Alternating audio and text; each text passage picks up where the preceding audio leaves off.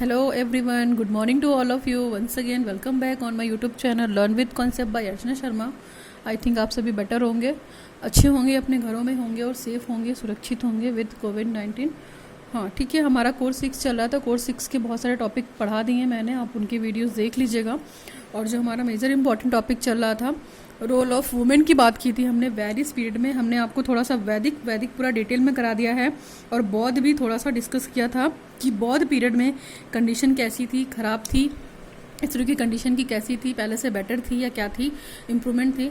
आज हम next period discuss करते हैं आज के लेक्चर में. बौद्ध पीरियड डिटेल में बात करते हैं. तो हमने बता दिया था आपको कि भिक्षुड़ी थी वहाँ पे, यानी कि जिनको हम मेडिकंट बोलते हैं, भिक्षुड़ियाँ. ठीक है, भिक्षुड़ियाँ थी और यही संघ में शिक्षा देती थी.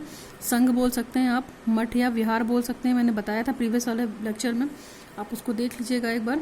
तो बौद्ध काल में ऐसा था. फिर इवेंजलिस्ट थी, मतलब धर्म को प्रचार प्रसार करती थी. वो नॉलेज डिसिमिनेटर थी. नॉलेज डिसिमिनेटर मतलब कि जैसे उनको भाषा की नॉलेज है तो वो अपने भाषा की नॉलेज का प्रचार प्रसार करती थी.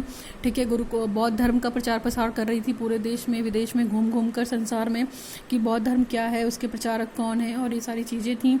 कोशिश कर रही थी कि मतलब हम अंधविश्वास भी ख़त्म करें और जो शिक्षा है, शिक्षा को लोगों तक पहुंचाएं. क्योंकि उस समय जो कंडीशन थी शिक्षा की, जन समाज में अगर हम बात की जाए तो बौद्ध धर्म में या बौद्ध काल में बहुत अच्छी नहीं थी. ठीक है, इसके बाद केयर टेकर की भी भूमिका निभा रही थी, कि मतलब अपने संघ की प्रॉपर देख रेख कर रही थी.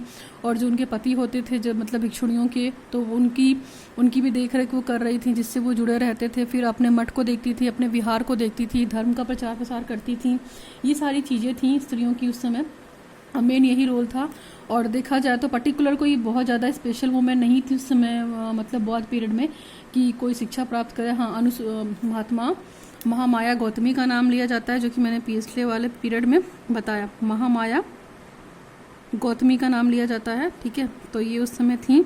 अगर आपको शॉर्ट क्वेश्चन में लिखने को आता है, ठीक है, उस समय की भिक्षुड़ी थी वो, पहली भिक्षुड़ी थी वो. ठीक है, तो इनके मतलब इन्होंने महात्मा बुद्ध के कहने पे ही स्टार्ट किया था संघ में शिक्षा देना. और आपसे पूछा जाता है कि role of women in Vedic period, role of women in बौद्ध पीरियड, है ना, role of women in Muslim period and British period and all that modern period. तो आपसे किसी भी पीरियड का वुमेन, मतलब किसी भी पीरियड के लिए वुमेन का रोल पूछ सकते हैं. तो आपको ये पॉइंट्स पता होने चाहिए.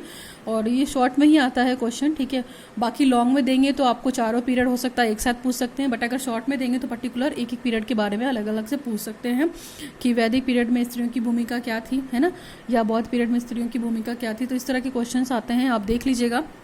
बौद्ध पीरियड में अगर हम और बात करते हैं तो statue of the generosity and the sanctify वही है कि जो नारी है वो किसकी मतलब प्रतिमूर्ति है, प्रेम की, त्याग की, भावना की, इस तरीके की चीज़ों को देखा जा रहा था.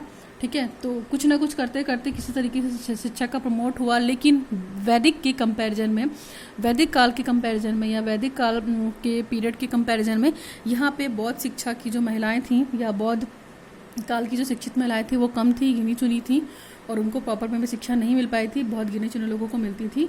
और वो फिर जिनको मिलती थी, जैसे इसमें संघमित्रा का भी नाम आता है. अब महामाया के अलावा संघमित्रा का आप नाम याद रख सकते हैं. ठीक है, हमें याद आ गया.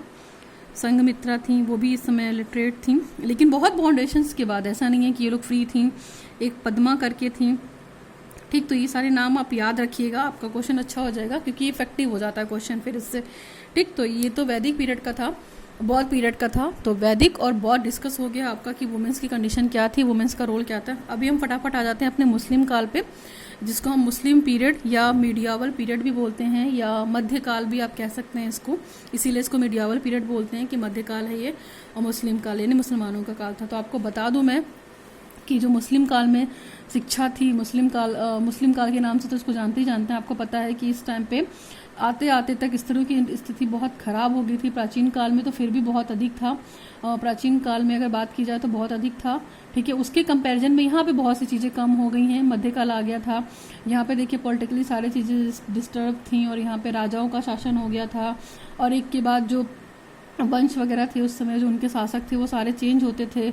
और वो आप जानते हैं कि राजा लोग भोग विलासी होते थे उस समय. ठीक है, तो केवल स्त्रियों को कैसा देखते थे कि वो नाच मतलब डांस करने वाली हैं या नृत्य करने वाली हैं.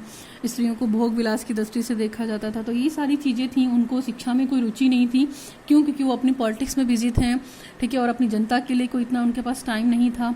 क्यों, ये सारी चीज़ें थी। तो उस समय शिक्षा का प्रसार प्रसार तो हुआ, लेकिन वो केवल अपने धर्म को, यहाँ पे जो मेन मोटो था ना उनका रिलीजन था।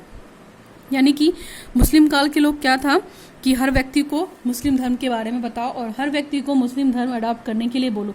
उनका शिक्षा में कोई इंटरेस्ट नहीं था, तो उन्होंने शिक्षा पे कोई ध्यान नहीं दिया। देखा जाए तो शिक्षा पे एक तरीके से बहुत ही बेकार पीरियड था मुस्लिम काल, अगर देखा जाए तो। उसके स्थान पे जो मुस्लिम शिक्षा का प्रसार करना उनका मोटो था। ठीक है, जैसे मुल्तान हो गया, जौनपुर, आगरा, ये सब जो थे उस समय गिने चुने, लाहौर भी है इसमें, बहुत से गिने चुने शिक्षा के केंद्र थे। लाहौर हो गया, जौनपुर, आगरा। तो अगर देखा जाए तो एक मोहम्मद साहब थे उस समय जिन्होंने शिक्षा को बहुत पवित्र माना और आवश्यक माना। लेकिन वही है ना कि किसी एक के करने से कुछ नहीं होता है, हमें एक को मतलब कलेक्ट कराने के लिए बहुत सपोर्ट करना चाहिए। एक अगर अकेला हाथ खड़ा करेगा तो उस पर 100 लोग हाथ खड़ा करेंगे, उसको सपोर्ट कोई नहीं करेगा, चाहे भले वो बहुत अच्छा काम कर रहा हो। तो यही बात थी। हम डिस्कस कर लेते हैं क्रिएटर का मतलब देखिए यहाँ पे क्या है कि वो सृजनकारी, ठीक है, सृजनकारी इन द सेंस की रचना करने वाली समझी जाती थी कि हाँ मतलब क्रिएटिव है, सिस्टर की क्रिएटर है, रचना करने वाली है। दूसरा है हमारा inventor of new items and the luxury items. ठीक है, तो उनका मतलब क्या था, वर्क जो था, जो रोल था वुमेन्स का, नवीन वस्तुओं तथा विलास की सामग्री की खोज करना कि हाँ राजाओं को हम कैसे खुश कर सकते हैं, ऐसे कौन से आइटम्स हो सकते हैं, ऐसी कौन सी वस्तुएं हो सकती हैं, ऑब्जेक्ट्स हो सकती हैं, उनका ये काम था। क्योंकि उस समय जानती हैं स्त्रियों की कंडीशन ऐसी थी कि वहाँ पे वो लोग स्त्रियों को भोग विलास की भावना से देखते थे। मतलब स्त्रियों को समझ सकते हैं कि केवल एक विलास की या मतलब अपने एंजॉयमेंट की या एंटरटेनमेंट के लिए माना जाता था कि बस ये उन्हीं के लिए हैं, उसी चीज़ के लिए जन्मी हैं। ठीक है, तो ये सारी चीज़ें थी। नेक्स्ट है हमारा रोल ऑफ ऑपरेटिंग द राजकाज इन द सेंस की मतलब वहाँ पे जो संचालन होता था जैसे राजाओं का, तो उसमें हेल्प करती थी, वो राजा लोगों की हेल्प करती थी अगर ज़रूरत पड़ती थी वहाँ की महारानियाँ। क्योंकि देखिए एक राजा की कितनी पत्नियाँ होती थी, तो अपना अपना जिसका इंपॉर्टेंस था वो करते थे। ठीक है, तो आप समझ सकते हैं कि एक राजा की कितनी पत्नी है तो कितने को कितनी इंपॉर्टेंस मिलेगी, मतलब है ना। तो अपना कोई वर्चस्व नहीं था, अपना कोई आइडेंटिफिकेशन नहीं था स्त्रियों का यहाँ पे। केयरिंग फॉर फैमिली रिस्पॉन्सिबिलिटी मतलब पारिवारिक जिम्मेदारी को भी निभा रही थी, मतलब अपने बच्चों को भी देख रही थी, अपने पति को भी देख रही थी। ठीक है, जो उनसे फैमिली रिस्पॉन्सिबिलिटी थी, पारिवारिक दायित्व थे, जिम्मेदारियाँ थीं, ठीक है, उसको वो पूरा कर रही थी। ये रोल भी था मुस्लिम पीरियड में। फिर एज अ काउंसलर परामर्शदाता भी थी, अगर उनको राजवंश में या राजकाज में राजा को कोई हेल्प चाहिए होती थी या कुछ परामर्श चाहिए होता था तो वो देती थी, और राजा अच्छा होता था तो वो मानता था कुछ अच्छी मतलब अपनी जनता के हितों के लिए अगर कुछ बेटर होता था तो वो करने की कोशिश करती थी। फिर नेक्स्ट है हमारा to intervene on the political development. आप ये भी कह सकते हैं कि उस समय जो पॉलिटिकल या राजनीतिक, ये पॉलिटिक्स ही तो है ना, राजा बनना है और प्रजा की देख रेख करना है, तो ये भी किसी पॉलिटिक्स से कम नहीं है। तो राजनीतिक मतलब घटना बोल सकते हैं आप, जो राजनीतिक इवेंट्स होते थे उनमें भी उनका काफ़ी क्या था, रोल था। और उस समय देखा जाए तो देखिए सती प्रथा भी थी और पॉलिटिकल इनस्टेबिलिटी थी, बहुत सारी चीज़ें बोल सकती हैं। पर्दा प्रथा तो सबसे ज़्यादा था वहाँ पे, है ना। पर्दा प्रथा की तो हम बात करना भूल ही गए यहाँ पे। पर्दा प्रथा था उस समय। और आप समझ सकते हैं बुर्का वगैरह पहनने के लिए किया जाता था, स्त्रियों को पढ़ने के लिए भेजा नहीं जाता था, और स्त्रियों को पुरुषों की अपेक्षा हमेशा गलत भावना से देखा जाता था, हमेशा डिस्क्रिमिनेट किया जाता था। और इवन जो स्त्रियां थीं उनको घर की चार दीवारी में बंद कर दिया जाता था। आप बहुत सारे पॉइंट्स रख सकते हैं। उनको बाहर के काम को करने के लिए अलाउ नहीं किया जाता था, और स्त्रियों के साथ बहुत ही गलत व्यवहार किया जाता था। उनके साथ छेड़खानी की घटनाएं या कोई भी राजा या इस तरह की चीज़ें होती थी, ठीक है, तो उसमें स्त्रियों को बहुत ही हीन दृष्टि से देखते थे।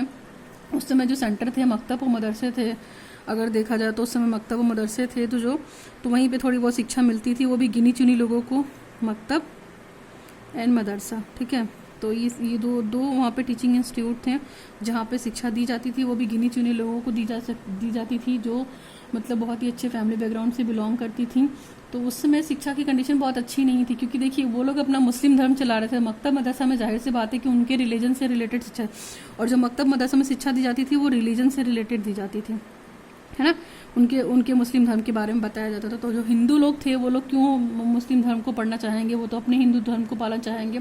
तो बहुत सारे बालिकाओं को लोग शिक्षित करने के लिए फेवर में नहीं थे, ठीक है। और क्यों, क्योंकि वो असुरक्षा फील करती थी, और सुल्तानों की व्यक्तिगत इच्छा होती थी शिक्षा की निर्भरता, तो वो लोग अपना एंजॉयमेंट में बिजी रहते थे, यही सारी चीज़ें होती थी। तो इसीलिए उस समय समाज में देखा जाए तो स्त्रियों के लिए असुरक्षा का भाव व्याप्त हो गया था, बहुत ज़्यादा अनसेफ्टी थी। और सबसे ज़्यादा देखा जाए तो यहाँ पे बोला जाता है कि स्त्री का जो पतंग काल था वो मुस्लिम काल ही था। ठीक है, कुछ स्त्रियों के नाम मिलते हैं जिसमें इनमें रजिया सुल्तान है। अगर बात की जाए तो हम यहाँ पे एज एग्जाम्पल बता दे रहे हैं आपको, रजिया सुल्तान थी उस समय। ठीक है, जो थोड़ी लिटरेट थी, रजिया सुल्तान हो गई। फिर इसके बाद नूर जहाँ, रजिया सुल्तान, नूर जहाँ। ठीक, नूर जहाँ का नाम आप याद रख सकते हैं, जो पढ़ी लिखी महिलाएं थी, जैसे आपने वैदिक और बौद्ध में ध्यान रखा है ना। रजिया सुल्तान, नूर जहाँ, इसके बाद जहाँ आरा भी थी एक कोई, उन्होंने भी शिक्षा प्राप्त की, लेकिन इन्होंने भी शिक्षा जानते हैं पर्दे के अंदर ही प्राप्त की। जीजाबाई, मुक्ताबाई, ये सबका नाम एक साथ आता है। ठीक है, मुक्ताबाई हो गई, जीजाबाई, तो ये सब भी शिक्षा जो इन्होंने ली, इन्होंने पर्दे के अंदर ली। ऐसी बहुत सी महिलाएं थी। अहिल्याबाई का नाम आता है ना, अहिल्याबाई। ठीक है, अहिल्याबाई का नाम आता है। तो ये सारी चीज़ें हैं, आप याद रख सकते हैं, मोटा मोटा इनके नाम याद रख सकते हैं कि मुस्लिम काल में ये औरतें उस समय शिक्षित थीं। ठीक है, जैसे आपने वैदिक में याद रखा, बौद्ध में याद रखा, इसमें भी आप याद रखिएगा। ठीक, तो यही सारी चीज़ें थी, वुमेन का यही रोल था। और देखा जाए तो उस समय जो कुलीन लोग थे, मतलब जो शूद्र आप जिनको कह सकती हैं, तो उनको तो बिल्कुल भी अलाउ नहीं थी शिक्षा देना। और वो घर, और जो औरतें घर से बाहर नहीं निकलती थी उनके लिए घर में ही शिक्षा की व्यवस्था की जाती थी। मतलब टीचर बुलाया जाते थे या मौलवी मकतब में बुलाए जाते थे, और उनको जो शिक्षा दी जाती थी वो भी पर्दे के अंदर। इन लोगों को भी पर्दे के अंदर ही शिक्षा मिली है। उस समय शिक्षा की कंडीशन बहुत अच्छी नहीं थी। जन सामान्य की अगर हम बात करते तो उस समय बहुत ज़्यादा बुरी थी। तो ओवरऑल अगर देखा जाए तो वुमेन्स की कंडीशन बहुत ख़राब थी मुस्लिम काल में। और ये पॉइंट्स हैं, तो that is more all about the Muslim period and बौद्ध पीरियड। आपके 3 पीरियड कंप्लीट होते हैं। इन 3 पीरियड में अगर वुमेन्स के रोल में आपको दिक्कत होती है तो you can ask me in my comment section. Thanks for watching the video. Signing off, learn with concept bye Archana Sharma.